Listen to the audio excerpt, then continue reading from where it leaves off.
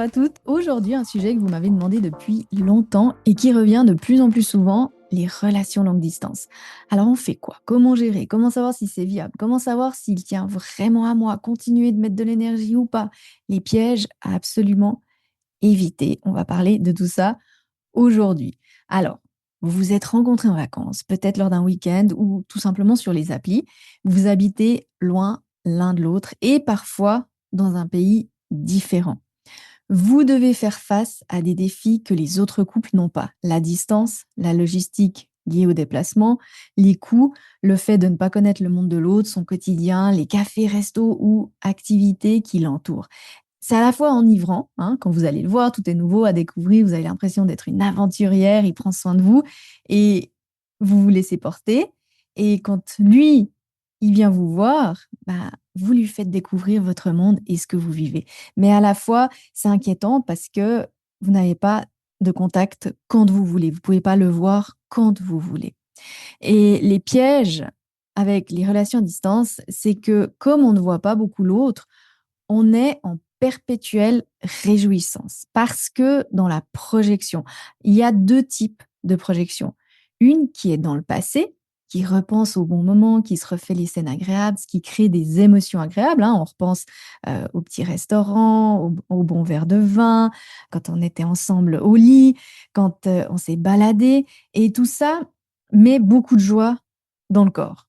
Et la deuxième, on se projette à la prochaine fois qu'on le verra ou quand enfin vous serez réunis. On imagine l'avenir ensemble, où on va habiter, ce qu'on fera dans notre quotidien et il peut s'ancrer une joie intense parce que vous vous voyez brièvement et aussi pour les meilleurs moments. Concrètement, ça veut dire quoi? Ça ne veut pas dire qu'une fois ensemble, ça va retomber comme un flanc. Pas du tout. Mais ça veut dire qu'il y a des aspects auxquels vous devez être attentive pour simplement éviter de tout quitter pour un homme qui finalement n'est pas votre idéal. Ce qui fera que la relation ne sera pas votre idéal ou de perdre un temps précieux avec quelque chose qui finalement n'est pas viable à long terme. Il y a aussi les peurs qui émergent. Va-t-il me choisir? Est-il sincère? Est-ce le bon? Qui peuvent finir par altérer la réalité de la situation et vous déconnecter de votre vie, de votre quotidien, bien sûr augmenter le stress, la charge mentale et finalement créer plus d'inconfort que de joie. Et souvent, vous arrivez à repartir dans non, mais s'il s'en foutait, il n'écrirait pas. Et ça tourne en boucle entre imaginaire positif et scénario catastrophe. Alors que ce qu'on veut, c'est de la légèreté, de la joie, mais aussi de la certitude. On veut ici aller dans le concret et être certaine que vous ne perdez pas du temps sur la mauvaise personne. Vous vous êtes déjà sans doute retrouvé dans ces situations où vous textez pendant des semaines, connexion incroyable, message sur message, et le jour où enfin vous vous rencontrez, il n'y a rien qui se passe au niveau corporel. C'est la partie pure magie de l'amour. Parfois, c'est juste que il y a pas de connexion physique et là, bah, on ne peut rien y faire. Quand il y a zéro, rien du tout, nada.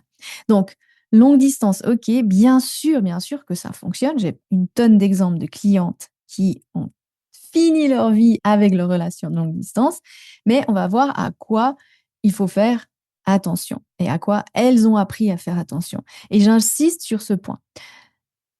Ne restez pas des mois à texter sans le voir en chair et en os, sans pouvoir lui parler en vrai, sans pouvoir le toucher, parce que vous risquez de perdre des précieux mois, voire des années, hein, des années de vie à attendre sur une chimère. C'est arrivé à des clientes aussi qui sont rentrées dans le cours et qui attendaient depuis des années que ça se passe et il n'y a jamais rien qui s'est passé. Donc, on veut éviter que ça arrive déjà en le voyant en vrai, en chair et en os.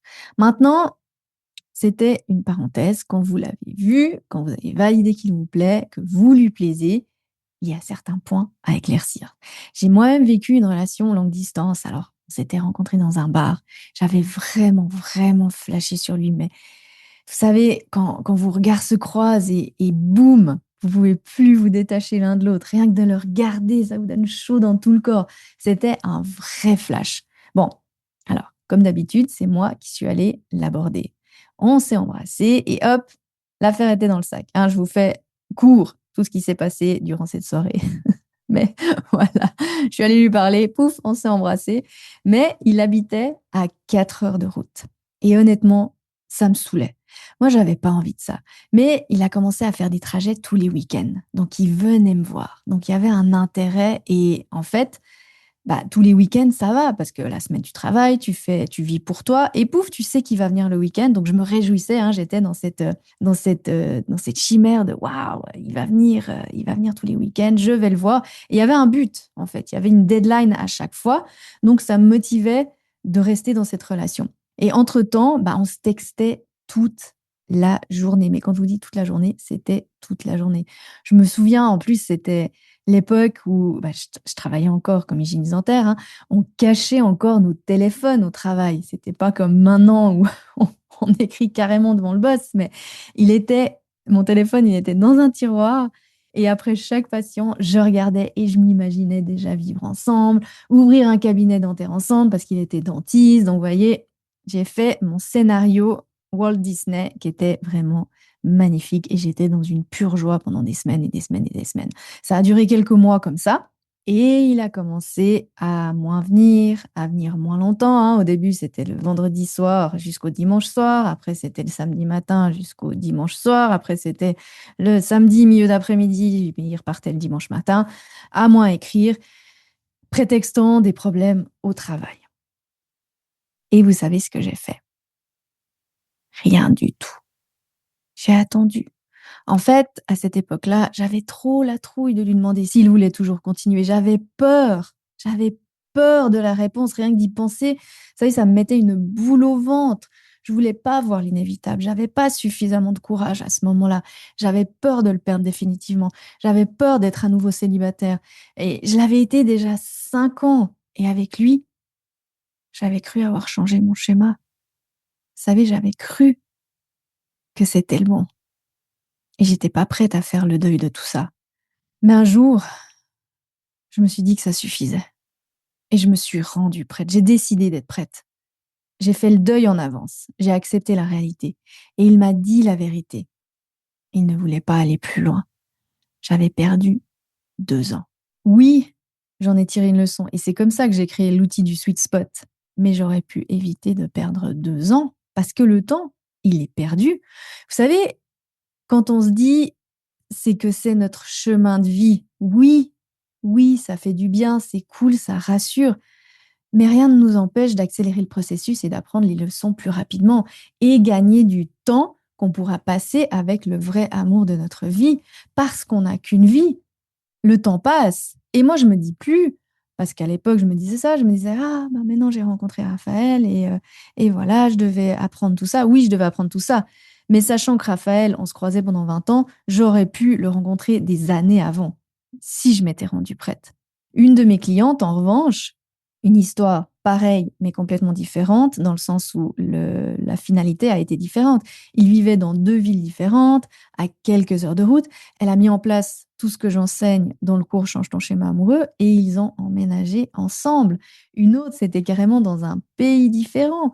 Et pendant des mois, ils s'écrivaient, ils faisaient les trajets, mais elle a validé tout ce dont je vous parle aujourd'hui et ce que j'enseigne. Parce que la clé dans ces situations, c'est d'être au clair avec vos limites, savoir ce que vous voulez. Donc, votre formule amoureuse et le dire. L'incarner de tout votre être, des doigts de pied jusqu'au bout des cheveux.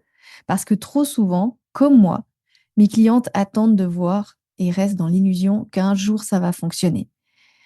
Mais elles ne valident pas que oui, cet homme est vraiment le bon, à savoir attirance, valeurs communes, non négociables, et qu'il y a un vrai avenir qui va pouvoir se construire. La longue distance fonctionne lorsque chacun veut la même chose, lorsqu'on va dans la même direction. Sinon, c'est une douce illusion. Et ce qui se passe, c'est qu'on va s'accrocher parce que on n'a rien trouvé d'équivalent depuis des lustres. Et c'est là où l'idée de la rareté, de l'amour, doit absolument être éradiquée. Parce que sinon, on se met en posture de c'est ma dernière chance. Ou peut-être c'est le destin, parce que peut-être que vous l'avez rencontré à l'aéroport. Ou peut-être que c'est fou, vous avez enfin décidé de lâcher les applications et bam, vous l'avez rencontré dans un bar. Ou peut-être que non, vous avez décidé de vous mettre sur les applications et de penser positif et pouf, vous avez matché directement sur lui et vous vous dites c'est l'univers, c'est le destin, ça y est, on me l'a envoyé. et c'est le seul qui me plaît et qui s'intéresse à moi. Et vous devez faire la différence entre flash, oui, bien sûr, il y a de l'attirance et on adore ressentir ça. On adore ressentir, c'est génial le flash, c'est vraiment génial. Et incompatibilité à long terme. Ce qui voudrait dire, par exemple, il ne quittera jamais son job et vous non plus. Tu veux des enfants et pas lui. Ou vice-versa. Vous n'avez peut-être pas les mêmes religions du tout et aucun veut se convertir à la religion de l'autre. Ça aussi, il faut le voir. D'accord? Ça crée. Pourquoi? Parce que l'amour ne suffit pas. Parce que ça crée des problèmes plus tard. Et l'important, et de pas faire comme je faisais à l'époque parce que j'étais pas prête et je ne savais pas tout ce que je savais aujourd'hui. L'important est de discuter, oser planifier l'avenir, oser dire ce que tu espères vivre. On confond trop souvent partager ce qu'on veut et leur faire peur. Et tout est dans la posture. Du moment que tu te mets en posture de je ne veux pas le faire fuir, tu perds ton leadership féminin qui, à long terme, te fait te suradapter. On veut que tu sois sûre de toi, droite dans tes bottes, pour qu'il ait l'envie irrésistible d'être avec toi. Hein. La certitude, la confiance séduit. Et tu dois pour ça, parfois, accepter ce que tu n'as pas envie d'accepter. Oui, parfois, même s'il y a un gros coup de cœur, ce n'est pas le bon. Même si tout était aligné, c'est toujours pas le bon. Et même s'il écrit toute la journée et qu'il fait beaucoup d'efforts, parfois, ce n'est pas le bon. Parce que coup de cœur, sans projet commun, c'est tout au plus un plan cul amélioré. Et on ne veut plus rester dans l'illusion qu'un jour ça va évoluer. Tombe amoureuse de lui tel qu'il est maintenant et pas de ce qu'il pourrait être. Et pour ça, tu dois absolument te fier à l'attitude. Une de mes clientes avait eu un flash avec un homme qui habitait à l'étranger. Le mec, tout feu, tout flamme, beau parleur, je vais t'offrir le billet d'avion, tu vas venir me voir, je sais déjà dans quel hôtel on va rester, blablabla, blablabli, blablabla. Texto sur texto sur texto sur texto, tu es incroyable. C'est quand on te passe la pommade, hein.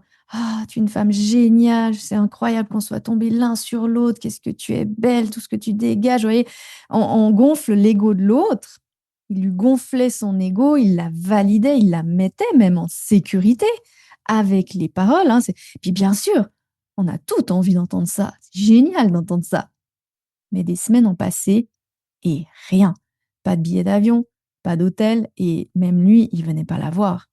Donc les actes parlent, les mots nous maintiennent dans l'illusion. Et ne vous laissez pas berner par les excuses faciles à répétition, hein, parce que souvent, ces personnes-là, c'est j'ai trop de boulot, j'ai la garde de mes enfants, pour l'instant, je ne peux pas venir. Donc, si celui que tu vois parle et agit en accord, là, tu es face à un homme fiable. Repère ça.